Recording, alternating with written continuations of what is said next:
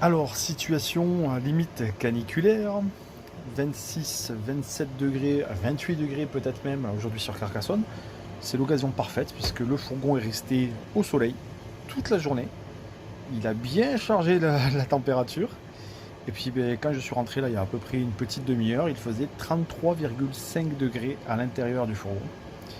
Et donc je vous propose de voir un petit test de comment rafraîchir différentes méthodes avec ce que j'ai. Bien entendu, c'est relatif à mon isolation et plein de paramètres, mais c'est un petit test qui peut vous donner des idées.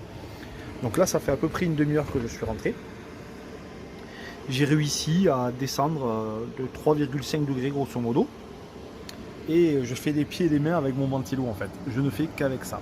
C'est-à-dire que j'ai deux lanterneaux. Celui de la salle de bain qui est légèrement entrouvert, mais qui est dans une pièce un peu isolée, même si elle n'est pas fermée. Et le gros ici, de 40 par 40, qui est pourvu d'un ventilateur. Donc j'essaye de rafraîchir qu'avec ce ventilateur là.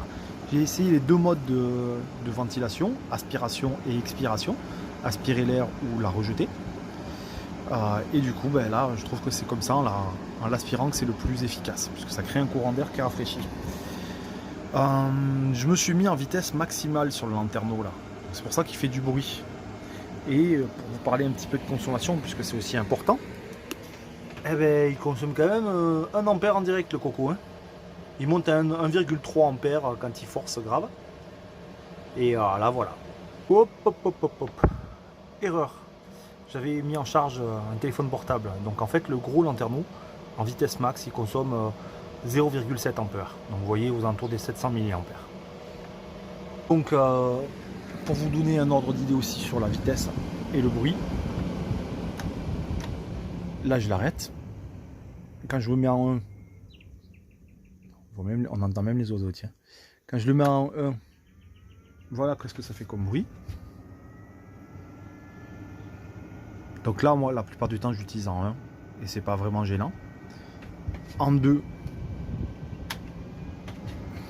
voilà. Et puis en 3, c'est quand il décolle. On se demande si le fourgon va pas s'envoler. Voilà. Donc je continue mes tests. Le but, c'est de voir combien je vais réussir à perdre par palier. Donc là, pour l'instant, je stagne à 30 degrés. Je pense que la ventilation ne va pas me faire descendre beaucoup plus bas.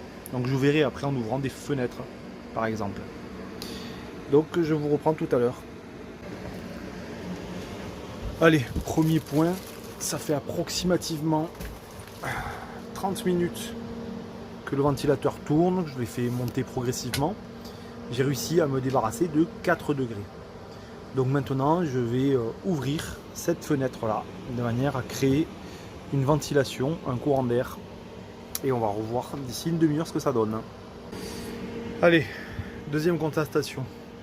Ça fait à peu près 1 heure que ça tourne.